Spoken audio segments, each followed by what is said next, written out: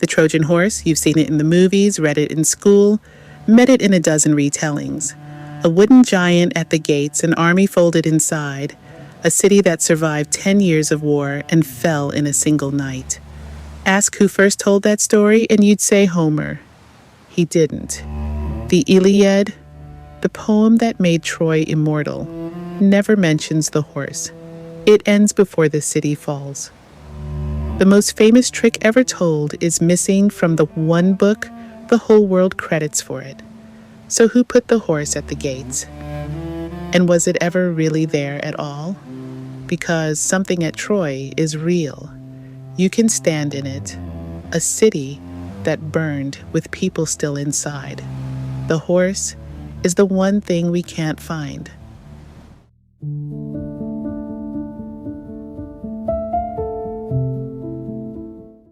Picture it the way we all inherited it.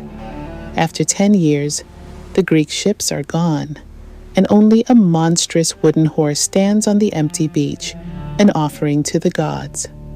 The Trojans haul it through their own walls.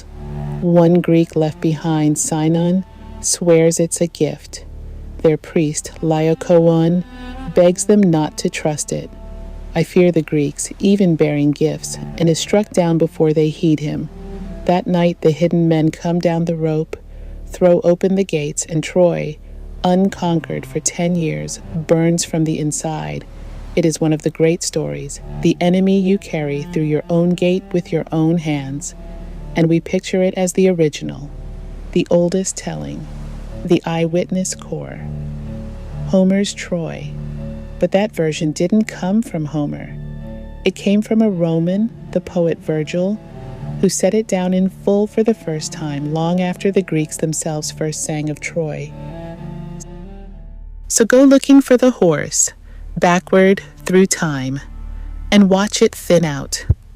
One evening, in Homer's Odyssey, a blind bard sings the fall of Troy at a feast, and a scarred stranger quietly weeps. The stranger is Odysseus, and that song is the earliest telling of the horse we have. It is a few lines long, no Sinon, no Laocoön, no warning about gifts, only a horse, built by a craftsman named Epius, and a city taken, set down maybe 4 centuries after the war. Go back further and the words run out. The detailed Greek sack of Troy survives only in fragments, and in a dry summary written much later of poems otherwise lost. The earliest horse anyone can still put their eyes on was never written at all. Someone painted it onto a clay storage jar from the island of Mykonos, made around 675 BC, 5 centuries after the war. On its neck, a wheeled wooden horse, with little hatches cut in the side and human faces looking out. And the full story we all know, Sinon, Laocoön, the gift that betrays, doesn't appear complete until the Roman poet Virgil writes the Aeneid, around 19 BC, roughly 1100 years after Troy is said to have fallen. To feel that gap, that's like someone today writing the first full account of a battle from the year 900, working only from old songs. Set those dates side by side, and the pattern is the wrong way round. The horse doesn't grow sharper as you go back toward the war. It fades. The closer you get to the event, the less of a horse there is, until, at the war itself, there is none. Which turns the question inside out. Not, is the wooden horse real? The real question is, what is the horse standing in front of? Because something at Troy is real. You can put your hand on it. While the horse was still thinning into a few lines of verse, archaeologists, 3,000 years later, were cutting into the actual hill the poets had named, and they did not find a myth. They found the war. One morning in the 1870s, a German businessman named Heinrich Schliemann drove a trench into a low mound in northwest Turkey called Hisarlik, certain that Homer was history. His digging was crude. The careful work came after him, Wilhelm Dörpfeld, then the American Carl Blegen in the 1930s, then Manfred Korfmann at the century's end. Between them they found not one city, but 9, stacked on each other's ruins, going down through more than 3,000 years. Troy is real.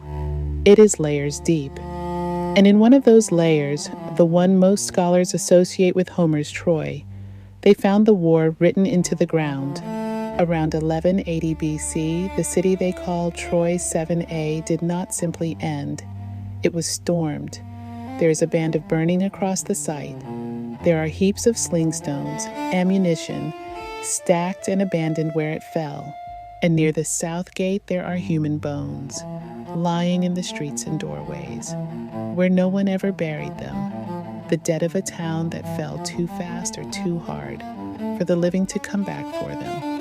That is what sits under the fairy tale, a real city with real walls that someone broke open and burned, with people still inside it. So this much is settled. Troy was a real place, and it fell more than once, shaken by an earthquake, and later stormed and burned in roughly the age the Greeks remembered. The war at the bottom of the legend happened, and the horse. It left nothing. No wheels, no post holes, no charred frame. In any layer, at any depth, no trace survives, and none is possible. Timber rots, and a one-off machine of war leaves nothing a spade will ever catch. So we are holding 2 facts that don't fit. A real war with no horse in the earth, and a horse with no home in the oldest words, which leaves the question the whole legend hangs on, still open.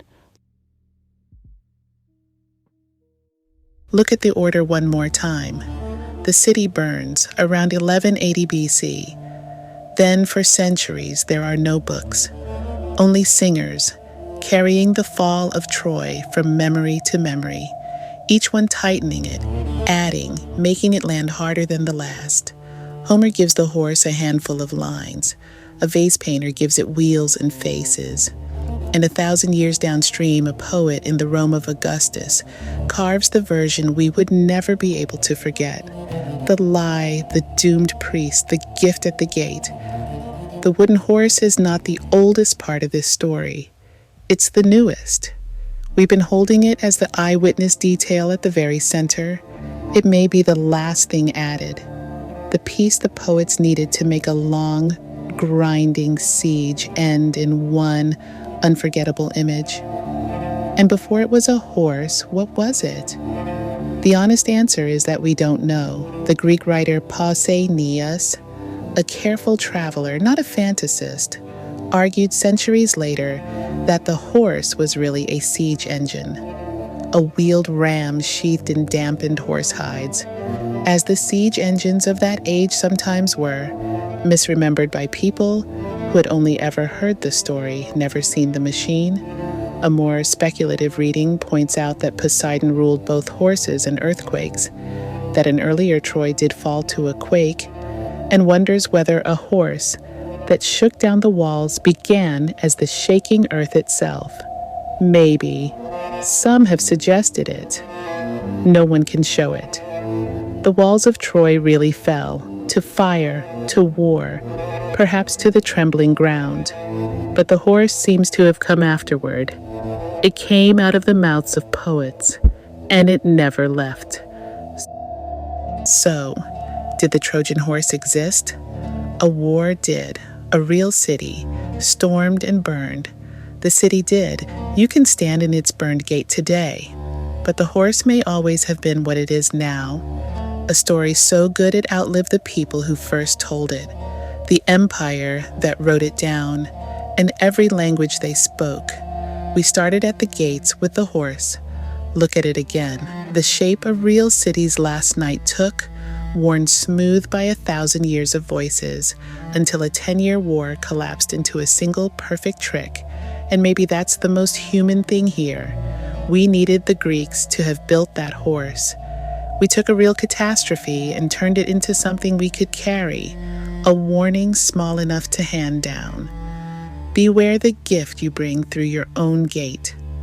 3,000 years on, we gave our cleverest digital weapons the same name. The horse is still getting through the walls. Was there ever a horse at all? A siege engine? A tremor in the earth? Or only ever a story? We may never know. I'm June, and this has been The Hour, where we keep a light on for the things the world almost lost.